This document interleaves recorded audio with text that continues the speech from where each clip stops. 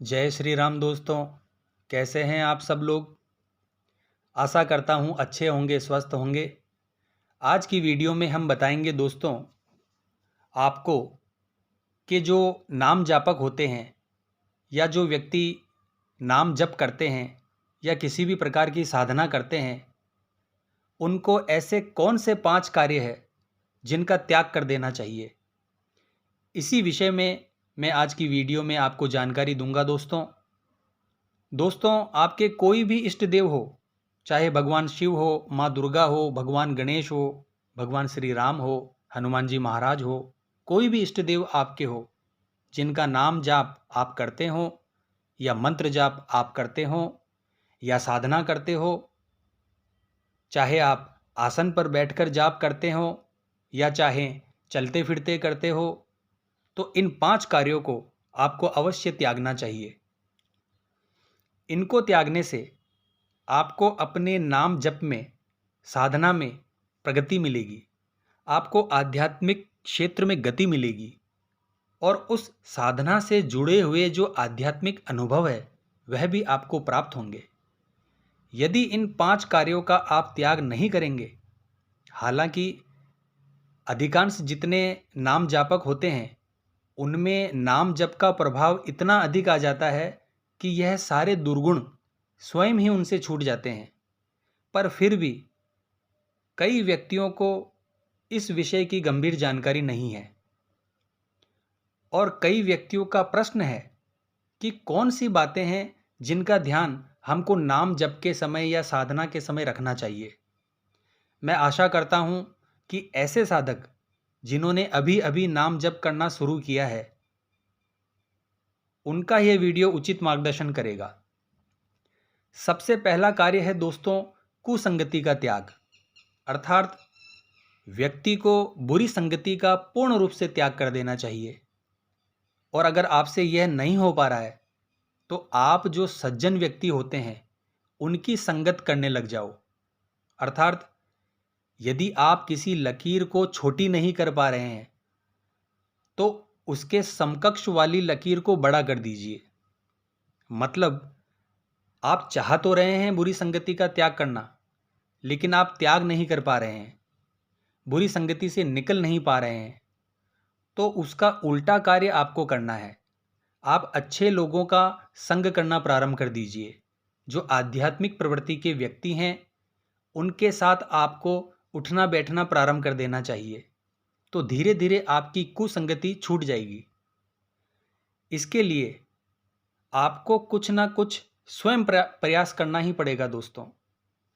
दूसरी चीज जो आपको त्यागनी है दोस्तों वह है तामसिक भोजन।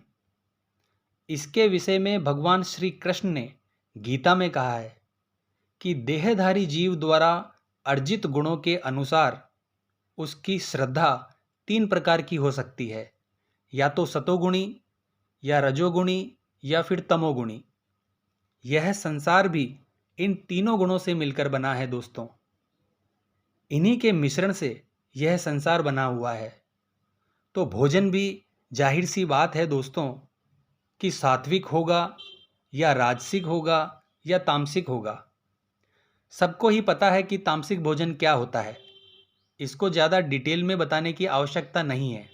सबको पता है कि मांसाहार या बहुत ज़्यादा गरिष्ठ भोजन, इस तरीके की चीज़, यह साधक को उसकी साधना में या नाम जापक को इस तरीके का भोजन बहुत डिस्टर्ब करता है दोस्तों। इस प्रकार के भोजन के कारण एक पवित्र ऊर्जा जो साधक के शरीर में उत्पन्न होनी चाहिए वह उत्पन्न नहीं हो पाती। तो आप चाहते हैं कि आपके अंदर आध्यात्मिक भाव पैदा हो, अपने इष्ट के प्रति भाव पैदा हो, तो आपको तामसिक भोजन बिल्कुल त्यागना पड़ेगा दोस्तों।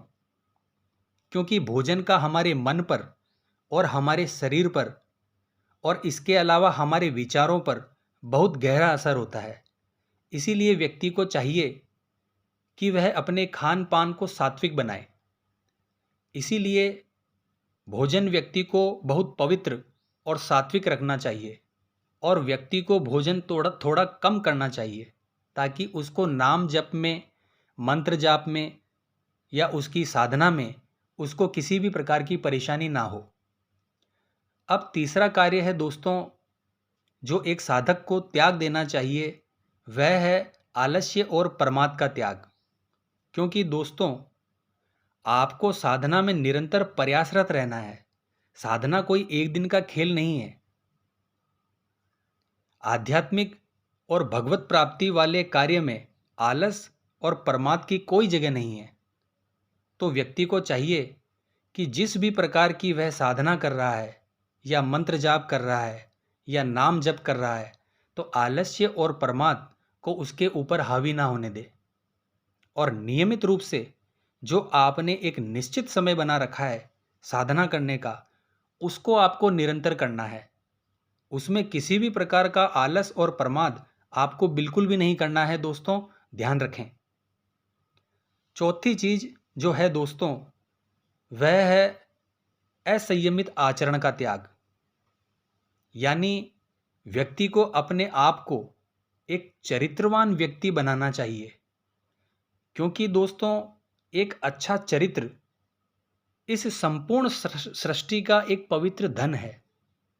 आजकल के समाज में जो आप सदाचार और अनाचार देख रहे हैं, यह चरित्र बिगड़ने का ही परिणाम है दोस्तों।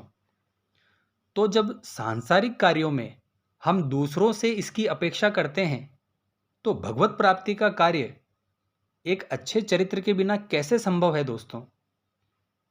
तो इसीलिए अच्छे चरित्र का निर्माण करने में हमारा ध्यान होना चाहिए। अगर आपका चरित्र सही नहीं है, तो नाम जप और साधना में आपका बिल्कुल मन नहीं लगेगा दोस्तों। तो आपको इस चौथे पॉइंट पर विशेष रूप से ध्यान देना चाहिए।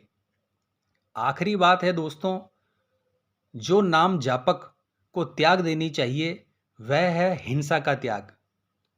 अब आप सोचेंगे कि हिंसा तो ऐसा नहीं है कि सब करते हैं, पर दोस्तों, हिंसा कई प्रकार की होती है।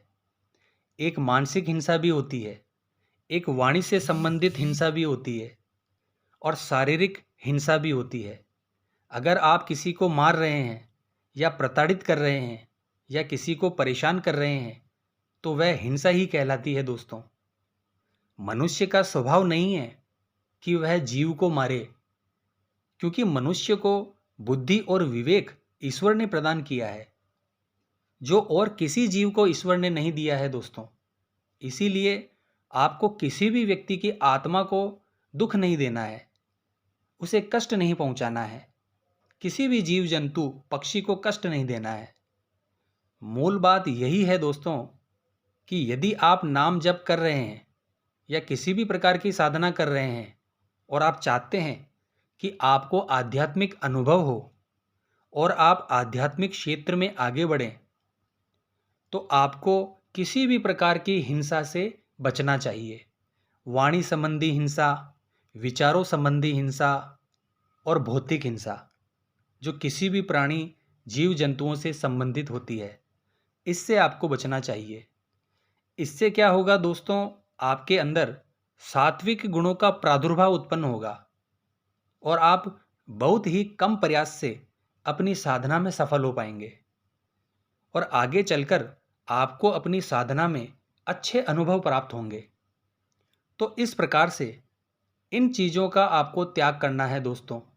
तो आशा करता हूँ यह वीडियो आपको अच्छी लगी होगी और आपसे उम्मीद करता हूँ इन बातों को आप अपने जीवन में जरूर उतारेंगे। तो कमेंट बॉक्स में जय श्री राम जरूर लिखें। मिलते हैं नेक्स्ट वीडियो के माध्यम से। जय मां अम्बे, जय श्री कल्याण।